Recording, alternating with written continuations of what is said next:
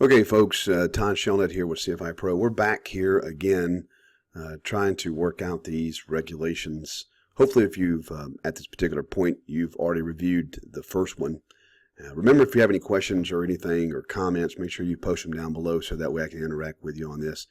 This regulation stuff, I'm telling you, can be very complex at times. We're going to talk about it in the over this particular lesson about how complex this stuff can be and answers can be hidden. Examiners are very tricky. They're very tricky people. And if you start doing well on an exam, they're going to start asking you questions that are embedded in this stuff. And so the best thing to do is just have a good understanding of what you should know and what you shouldn't know. And of course, an example of what you shouldn't know, like this, 61.21. We don't care about Category 2 and Category 3, so we're not going to put any stock to understanding this 61.21 at all, period. We don't care about that because none of us are authorized to do that. But on this one particular one, this is 61.23, and this is a very important one. So 61.23 talks about the length of our medicals and what's the required length of time that they're valid for and for your operating privileges. So, in review, if you make this out in your lesson plans as a little XY axis thing, I think it works out pretty good. I think I may have one in here in a minute. I'll show it to you if I can, or maybe I'll just do a special one on medicals, a special video on medicals as I'm putting all these video series together. But as who needs to operate under a third class? Well, that's a private pilot or a recreational pilot. What if you are a commercial pilot? What's the minimum that you would need? Well, you can have a second. And then, of course, ATP, you would have to have a first. So an ATP, I guess, and you can go in reverse order and look at it like this. The only medical you should have in your possession if you're working as ATP is first. The medicals that you can have in your possession, or the type of medical, the level of medical you can have in your possession, a class of medical, as a commercial pilot can be a first or a second. What about a recreational pilot or commercial or private pilot? You can have a first, second, or third. It does not matter. Probably one of the top number one wrong answers on a check ride is, I got a first class medical today. I'm over 40. Tell me about this medical after 1 year. What would happen, or after 12 calendar months? And a lot of applicants say that the medical goes from a first class down to a third class because, of course, the 12 months with the second as well. And I'm like, no, it doesn't. It never changes class. A third class is always a third class. A second class is always a second class, and a first class is always a first class. The class of medical never ever changes. The only thing that changes is operating privileges of that pilot. And what I mean by that is, if you have a first class medical and you go for your over 40, well, for the first 6 months, you can do ATP stuff. For the next 6 months, you can continue to do commercial operations, but then from then on to the expiration of your third class medical privileges, because that's basically what your private pilot privileges for a person over 40, then you can continue to operate for another 12 months under that particular medical. So you got to make sure that you understand that the medicals don't change, only the operating privileges change. Okay? And so again, here's the operations not requiring a medical certificate. And again, we're looking at a student pilot, seeking a sport pilot certificate. When exercise privilege of port pilot, when exercise privilege of a pilot certificate glider, and here it is, when exercise the privileges of a flight instructor certificate. Actually, it's this one. I'm sorry. Instead of 4, it's this one. That's when you would not need one. Okay, so let's move right on down to you can see there's a lot in 23 there, but other stuff you already know, or you should know, definitely should not be where you are now and not know what the name, should not know what the, Oh my word, I'm getting tongue twisted here. You definitely should not be where you are now and not know the medical durations. That's what I'm trying to say. Sorry. 61.25, change of name. So any of you, any of the, hopefully it would just be girls. Nowadays, you never can tell. Guys could change their names. I'm not really sure. And we're not going to get into a discussion with that. But if you have to change your name, you have to walk into the FSDO. That's the only way you can do it. You got to carry all these documents here with you. 6125, change of name. 6127, voluntary surrender, exchange of a pilot certificate. Yes, you can voluntarily surrender your pilot certificate. Why would you do that? Well, because you get pissed off. You get pissed off at the FAA, you just mail them your crap. You know, screw you, here's my stuff, I'll show you, I just won't fly anymore. Don't do that. I've only known one person in my life to do that. It was an elderly guy, and he got really handled really bad by ATC, and he mailed in the certificates. I'm like, man, that's pretty hardcore, to give up that. But it's not like he was doing it for a career. He was doing it for fun. And somebody in the system, will change your motivation levels like that. So he just didn't do it. Now, we also have exchange of certificate. Well, what's that all about? Well, you can actually, let's say that you were a retired airline guy or airline person, and you bought your little 172 or something, and you started flying around. You did your first flight review. Well, flight reviews are held to the highest standards of the standards of the highest pilot certification that you hold. So if you have an ATP pilot certificate, your flight review is going to be centered around that ATP certification or ATP certificate. So the old pilot just really wants to go flying around, do like some Young Eagle stuff with EAA or something. He's not really trying to work or anything anymore. So what does he do? He goes to the FSDO and he exchanges his ATP for a private certificate. So he's still a pilot, but now he's only held to the private pilot standards and not to the ATP standards that he was. And maybe he gets a little more enjoyable something out of his career. And that's 6127. And no, to answer your question, you can't go upwards. So don't go in with your commercial. Think you can exchange it for an ATP. That's not how that works.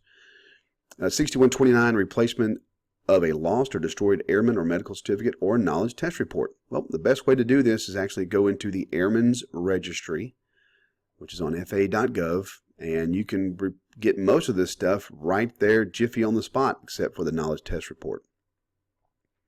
When you go to the knowledge test report, there's a specific number that you can, phone number you can call, AFS 760, and you can tell them that you've lost your knowledge test report, and they can help you out there. Just Google AFS 760. They have a phone number there that can help you out. And of course, you can get all this stuff done. So my son, when I was going through flight school, I was an instructor at the time. He accidentally put I don't know if it was accidentally, but you might have thought it was neat, put my whole entire wallet in a toaster oven and cut it on, and burned up all my certificates.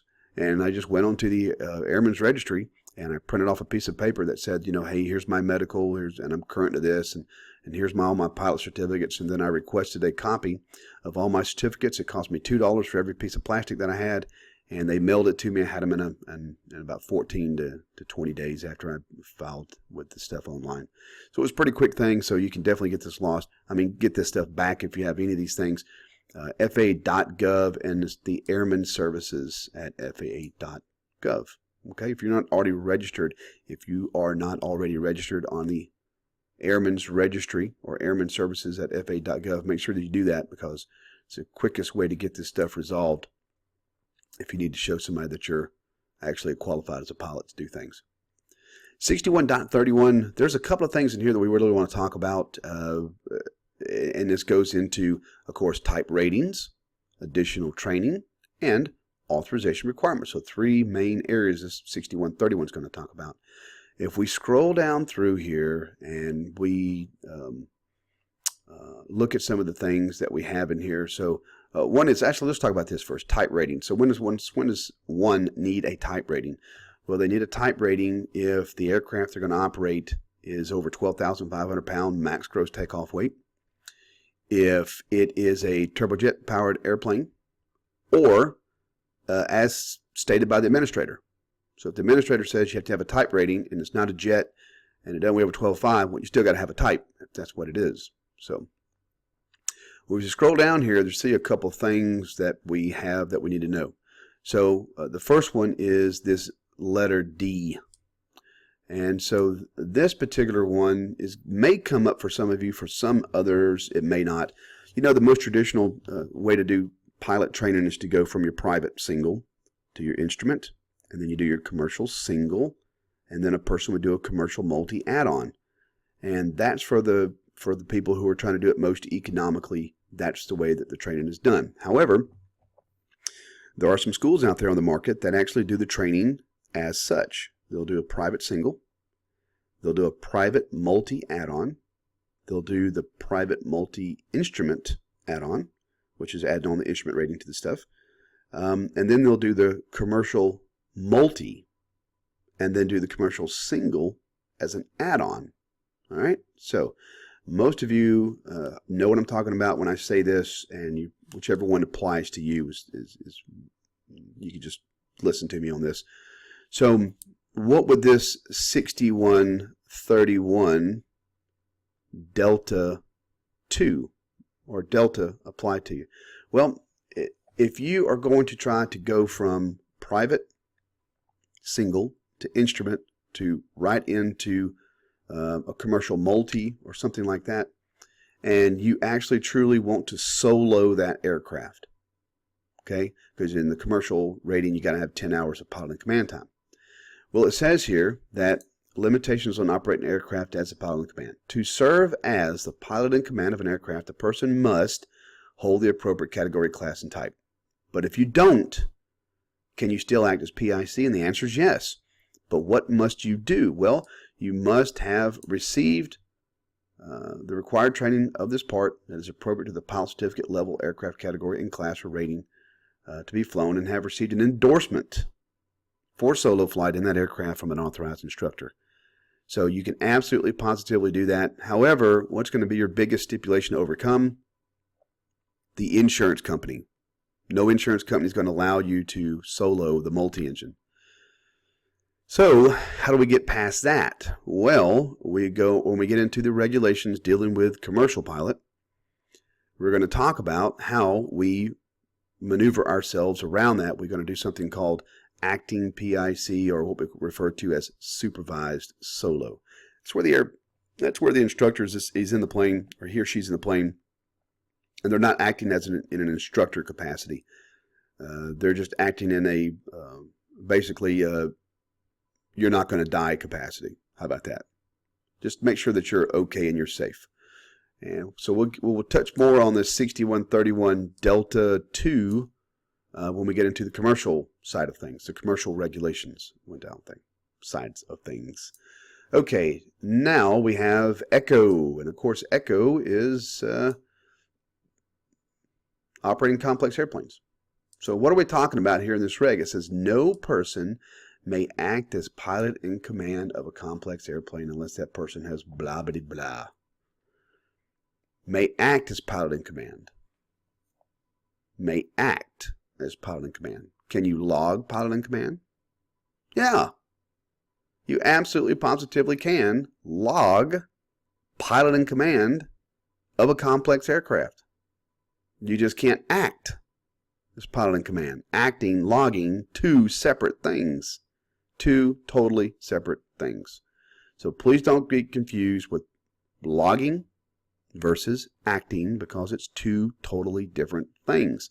For some of you, it's like really kind of hard to wrap that around your head. Well, just go to FAR Part 1 or Part 61 and look up pilot in command, logging, pilot in command, stuff like that. 61.51, we'll talk about in a minute also. We'll discuss that as well, but that's just the way it is. And of course, if we keep on going down, here's like your high performance endorsement as well as some others. Now, in regards to this complex aircraft statement here, let's scroll down to the bottom of this and let's look at another very interesting little note that is down here. And it's going to be in I. Let's see, or is it I? Let's see. May not be I. Let's see. Looking down, we're looking for the exceptions. Let's see if I can find it. Exceptions. Okay, here it is. Oh, L. Sorry. This section does not require exceptions. This section does not require category and class rating for an aircraft type certificate. Airplanes, rotorcraft, gliders, control do not apply to an applicant when taking a practical test given by an examiner. So, is this saying that when you go for your private multi add-on or your commercial multi or commercial or CFI, whatever, any airplane, any test where you got to fly a complex airplane, is this saying that you don't need this endorsement? Well, yeah, that's really what it's saying, but there's a really big exception to this, and a really big thing for this. Someone has to act as PIC on the practical test. Who is going to be acting as PIC if you're not the PIC? Now, if you're saying to me right now, the examiner, then I'm going to be laughing in your face, because no examiner in their right mind would ever do that. So the bottom line is, if you are going to send someone to a practical test without a complex endorsement, you're a complete idiot. Don't do it, because no examiner is going to agree to act as pilot in command on an FAA examination. Don't do it. I'm telling you, I've been part of the DPE community for a while now. Nobody is going to allow that to happen. Don't do it. Give them the freaking endorsement, please. All right, let's move on past that. 6133, test general procedures. Who can do a test? Well, test prescribed by or under this part are given by times and places of persons designated by the administrator. And the administrator can actually fall under a DPE as well, because we're an extension of the administrator. 6135, knowledge test prerequisites and passing grades. So in order for you to take a knowledge test, you guys don't even call it knowledge test nowadays anymore. I think all you guys call it written test. So in order for you to qualify to take a written test, what must you have? Well, it says that you must have an endorsement. And it must be from an authorized instructor. Okay? Now, when you go to your testing procedure, you must have these items here in your hand. So you need the endorsement, and you also need a photo ID that shows your signature and a photograph and a date of birth. All right, cool. The only people that don't need, there are some exceptions. There are some exceptions for this. Not for the ID, but for the endorsement. And that is like if you're taking the ATP written, there's no endorsement needed. And some of the flight instructor certificate ones, no, there's not one needed for that either. All right, so let's go down to that 6135. We're actually going to come back to this a pretty good bit, because every time we take a written test, we have to note this, the 6135 reg, because it says receive an endorsement. And of course, who has to give the endorsement? That's right, an authorized instructor. And who is the authorized instructor? Well, it's probably going to be in you, so it's probably end up going to be you. So there you go. All right, now, 6137, knowledge test, cheating or other unauthorized conduct. Oh, for Christ's sake, I hope nobody's going to be cheating on a freaking knowledge test. However, when I was in flight school, we did have someone cheating on a knowledge test, and he kept asking to be excused to go to the bathroom, and he had went in there and he took the trash liner out of the trash can and put his written test study guide in the bottom of the trash can. So he would have questions on, didn't know what the questions were, and he'd ask the test proctor, hey, can I go to the bathroom? And he'd go to the bathroom, and he'd pull out the trash liner, and he'd grab out his book, and he'd look up the answer, and he'd put the book back underneath there. After about 6 times, the proctor started saying, wow, I wonder why he's going to the bathroom a lot.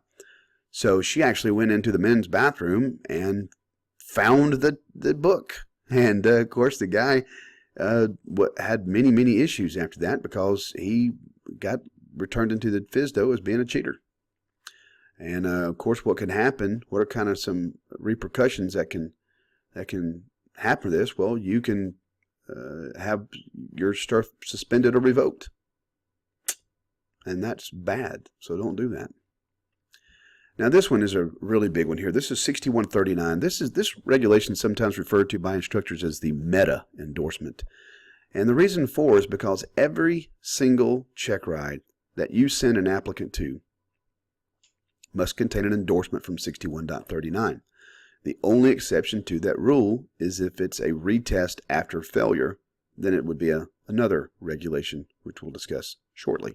So the 61.39 prerequisites for practical test says here that To be eligible for a practical test, for certificate or rating underneath this part, applicant must pass the required knowledge test. Well, remember what regulation talks about the knowledge test? 6135. That's right. And you must have taken that test within 24 months. There's some other exceptions to some other tests, but just stick with the norm for now. We're not talking about any ATP stuff in here. Okay, so you must pass the test, and required knowledge test must be done within the preceding 24 months, and you must hold at least a third-class medical. So a third-class medical would be required in order for you to do this thing in an airplane. If it's done within a simulator, it's something totally different, but none of you are going to do yours in a simulator, so don't worry about it. You must meet the age requirement, and 1, has received and logged training time within 2 calendar months, preceding the month of the application in preparation for the practical test. 2, is prepared for the required practical test, and 3, has demonstrated satisfactory knowledge of the subject areas in which the applicant was deficient on the airman knowledge test. Now, when would you not have to worry about this one? Well, you wouldn't have to worry about them if they made a 100 on their knowledge test. So it's completely 100% okay to not worry about this one if they made a 100 on their knowledge test, or if a knowledge test was not even required for the test, like a private multi add-on or a commercial single add-on, commercial multi add-on. Those add-ons, they don't have any type of test. And so as an instructor, that's one of the primary endorsements that you give when someone is going for a practical exam is the 6139 A6I, double I, and then the triple I. So we'll learn this stuff a little bit better as we go along. Right now, it just sounds like a bunch of numbers and letters running along together. And that's fine, because learning is specifically defined as a change in behavior as a result of experience. So you can't learn without having the experience. So we've got to be able to go over this stuff, and this is a good starting point for you. Now, I told you a minute ago that everyone needs to have these regs, have this endorsement, and comply with this regulation prior to taking a check ride. And I told you that the person does not need to have this endorsement if they're doing a retest, but down here at the bottom it does give a couple of other exceptions to the rules, which is, let's see here, if a person does not need to require to comply with, if they are doing a foreign pilot, transferring that over to a regular FAA license, if they're applying for a type rating, or if they're doing their ATP stuff. So not everybody needs to have this, but as far as you know, everybody does, because you probably will never have to deal with any of this other material. Now, looking around to 61.41, flight training received from flight instructors not certificated by the FAA. We don't worry about this. This is not really something that we have to worry about because we're not an applicant. We are a flight instructor, and we don't care about instructors not certified by the FAA. If you have a question about that, who should you contact? That's right, your local FSDO. 6143, practical test general procedures. So this is when you go take a practical test, the procedures that are used by the examiner or the aviation safety inspector to conduct the test. And I'll let you read down through this on your own accord. You've all taken practical tests. You know how it works. I'm not going to be telling you anything new. But it just basically states exactly the same things that are listed in the ACS. You know, like if an applicant fails any of airport operation, that applicant fails the practical test, and blah, blah, blah. So there's not a lot in this that you don't know. It's simply just stating this is the way that a practical test is performed. And you've all taken enough practical tests, you know how that process works. 61.45 talks about required aircraft and equipment. Now, this can actually be quite complicated if you have been approached by someone and they actually have some pretty weird airplanes. So you want to make sure that that you know what kind of airplane you're dealing with and what kind of controls that the airplane is dealing with. But we're simply talking about the practical test, not necessarily flight training. So one of the biggest things that you have to worry about in this one is that the aircraft is of U.S. registry. I've had that happen a couple of times to me where an airplane was flown over, but it didn't have a U.S. registry, and I couldn't do the flight test. The second thing that I would worry about is the controls, other than the controls. So required equipment other than controls basically says that for every person operating, for this to be used on the test, that must have at least 2 pilot stations, unless the examiner is going to sit in the back because it's a 2-crew environment. But as far as you know, the way it should work is that the examiner is going to sit up front in the right-hand seat, and everything needs to have 2 pilot stations in case something goes wrong. And as far as the required controls go, the examiner can determine that the practical test can be conducted safely in the aircraft. If the examiner determines that the practical test can be conducted safely, then you don't actually need to have dual controls. Okay? So that's only if the examiner determines that the practical test can be conducted safely. So who would you want to get with prior to actually determining this? Yeah, the examiner, not you, the instructor. Okay, you can't just go in there and go, well, it says in the regs this, because you're going to be really embarrassed. Matter of fact, if you said that, if I was an examiner on your check ride and you told me that, I wouldn't even do the check ride, just based off the fact that you said that. So other stuff in here, looking for if we're doing simulated instrument flight, you can't have a device in the airplane that actually covers up the outside scene. So I've actually heard people say, well, I'll just put up a big, one of those sun visors, those big collapsible sun visors that people put on the, what do they call those things? Not a sun visor, but yeah, you know what I'm talking about, the solar shields. So you can't do that. And then, of course, here, if we're looking at an aircraft with single controls, of course, the examiner must agree to conduct the test, as we already talked about, and that you don't have to demonstrate instrument skills. So that's very, very important that you need to know that, because if the test involves demonstrating of instrument skills, any instrument skills, then you cannot use that airplane on that aircraft. On that check ride. Status of an examiner who is authorized by the administrator to conduct practical tests. So this goes back and talks about, remember when we talked about 6131 Echo? That's your complex endorsement. And I told you that you didn't need that complex endorsement to go to a check ride, but no examiner is going to agree to do it. But look here, 61.47, status of an examiner. Look here, the examiner is not the pilot in command of the aircraft during the practical test, unless the examiner agrees to act in that capacity for the flight or for a portion of the flight by prior arrangement with the applicant or a person who otherwise acts as PIC. Bottom line is, if you ever have that happen, if you ever see that happening, you ever hear that happening, let me know. Email me, because or posting the comments down below. That's extremely rare, and it just is not the best possible thing to do. It's just not a practical thing to do to ask the examiner to do that. 6149, retesting after failure. So if anybody's ever received a notice of disapproval on a check ride, you have received a 6149 endorsement to retake the test. If you've ever failed a knowledge test, which is one of your written tests, you've also received a 6149 endorsement to retake that test. The good thing about this is, let's say, for instance, that you send one of your students to a check ride and that student fails. Can any other examiner re-sign them off for the retest? Yes.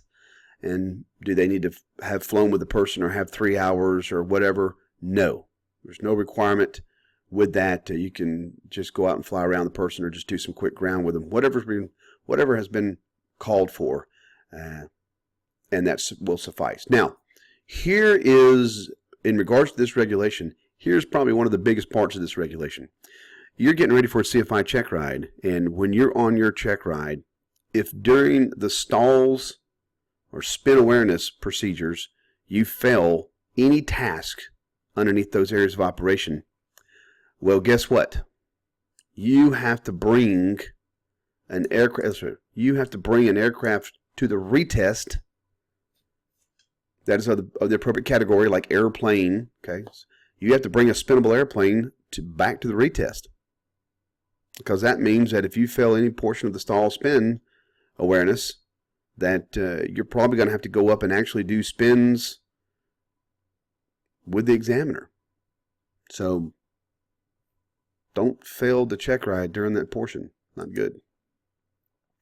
6151, what do you have to log in your logbook? Do you have to put every single flight that you do in your logbook? No, you do not. The only thing that you must put in your logbook is the training and aeronautical experience used to meet the requirements for a certificate rating or flight review of this part. That's it. That's the only thing that you have to log. So an applicant comes to you. He's a brand new student. He has a couple of flights, and you fly with him, and then you say, okay, let me see your logbook so I can sign it for the flight that we just did. And he just pulls out a piece of paper and says, okay, can you, I don't have a logbook yet, but can you just write it on this piece of paper? Well, yeah, you could. Okay, it doesn't say that the person must have like a book. You just go to 6151 Bravo, and there's all the entries that you must put in their supposed logbook entry. If you kind of look at this, it matches probably what exactly you have in your logbook for each one of the tops of those columns. And so you don't have to actually have a true logbook. You can do an Excel spreadsheet or something other crap like that. It doesn't matter. And, as you're going down here, there's a bunch of other things that I told you that we would look at in 6151, like logging a solo flight time and how that's done. Logging a pilot and command time, when you can log pilot and command time. So there's a lot of things. There's a couple things in here besides just regular, like what do you have to log, what's in the logbook, blah, blah, blah. And as an examiner, we'd say, okay, ask the applicant, the CFI applicant, tell me, what do you have to actually write in a student's logbook? And then you would start off your conversation like this. Well, according to 6151, I would need to put blah, blah, blah, blah, blah in the logbook. Okay, and that's telling the examiner that you know what you're talking about. So here's how to log second in command time. Here's how we log instrument time. Here's how we log training time. And of course, it says anytime that you're acting in this particular capacity that persons must present their pilot certificate, medical logbook, and any other records required by this part for inspection upon a reasonable request by the administrator. Now, this is extremely important here. Extremely important here, especially this particular I and then 2, because there are some endorsements that we give our student pilots, which if you read the regs, nowhere in the reg does it say the person must have a logbook endorsement stating that you reviewed things like their pre-solo written or things like that. No, but it does say here that the person must have a record of this part for inspection, which means that if the person doesn't have something in their logbook saying, yes, I've done the training, which we're going to talk about under 6187 Bravo and 6187 Charlie, there really is nothing in those regs that says that person needs those requirements. Don't worry about it right now. I know right now you probably don't know what that is, but if you are a seasoned instructor that is listening to this, then you will understand this is where it actually says, and this all the way down through this here, this is where it actually says that person needs to have that Bravo and Charlie in that logbook. Because if you get ramp checked and the FAA doesn't see that in there, then it's a problem. So there you go. That's that. And that's probably the most important thing to take away from this whole entire thing as a flight instructor. Okay, and we're not doing night vision goggles, so we don't care about that. Very quickly, we're going to wrap this up here because we're sitting at about 33 minutes here on this one, and we need to wrap this up. 6152, we don't care about that. That's ultralight. Prohibitions on operations during medical deficiency. If you know, or if you have any reason to know, that you have any medical condition that would make the person unable to meet the requirements of the medical certificate, then you cannot operate an airplane, especially if you're going to be logging PIC. Even if you're an instructor, we don't need a medical as an instructor, especially if you're not going to be logging or acting as PIC. I said logging, I meant acting, sorry. What you need to make sure you really take away from that is that if anything happens at an airplane and they find anything that would make your medical certificate invalid, you're going to be in a world of hurt. So just make sure that you don't do that. 6153 clearly covers that. We don't care about 6155. We do care about 6156 though. 6156 is the flight review. How many different ways as a pilot can you get a flight review? The normal person, non-military flight review can do it 3 different ways. One is the actual flight review. So you can actually do the flight review. 1 hour ground, 1 hour flight at a minimum. Hopefully it would be more than that. You can't just log. Flight instructors, don't be logging 1 hour of ground and 1 hour of flight in somebody's logbook. I'm telling you, you're asking for the FAA to come and visit you. If that person, if you do that for somebody and then they go next week and ball that airplane up on some runway and the FAA looks into it, a 1 hour flight review, 1 hour ground, 1 hour flight, I mean, that's bare bones minimum. And they're gonna pick your life apart about what you went over in that flight review. So don't do the bare bones minimum. Make sure you do more than that. The FAA has a really excellent publication. It's called the Guide to the Flight Review. If you just Google FAA Guide to an Effective Flight Review or something like that, it'll come up. Nice 20-some-odd page color brochure. Excellent thing to be able to do the flight review. I may even do a special video just on that because that's usually a very misunderstood thing by instructors. So the first way, do the flight review. The second, you can take another check ride. You take any other check ride, it sets your pilot certificate back to ground level 1, to ground 0. So your clock starts over is what I'm trying to tell you. And the third way is you can complete 1 or more phases of the FAA's Pilot Proficiency Awards Program. So what is the Pilot Proficiency Awards Program? Well, that is the WINGS program. So it's a way for you to stay proficient as a pilot, and I recommend it for every single person that is a certificated pilot. If you're going to stay proficient throughout the year, make sure that you participate in the FAA WINGS program, and it will really, really, really help you to stay proficient as a pilot. Because once you become an instructor, you really get to a point where you don't want to work with other instructors. Because you kind of like, you got all your stuff, and you're like, yeah, screw this, I'm not going to go out there and retrain. But you have to, because you got to stay proficient. I'm telling you, you think you're proficient, but you are not as proficient as what you think. And the only way to know that is to do that professional development that you need. Go out there, work with another instructor, find out what you don't know, and train on that. Lastly, here's 6157 recent flight experience. Where in the regulations would I go where it says I have to have 3 takeoffs and 3 landings within the preceding 90 days in order to haul passengers? Well, right here, 6157. It's because it says right there.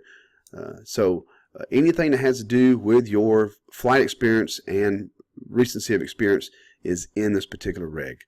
And this goes for your 3 takeoff and landings, your night currency, your 6.6 hit for instrument.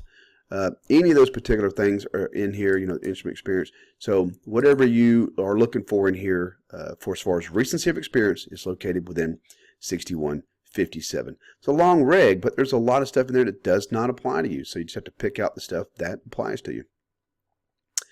And we're going to go right down here. We don't care about PIC checks because this is for pilots who are turbojet captains who have to do a 12-month check. So we don't really care about 6158 as well. And that's pretty much it. Actually, sorry, one more. 6159 and 6160. So don't falsify any of your application certificates or logbooks or records, because the FAA will hang you out on, put your head on a post out in front of the FSDO.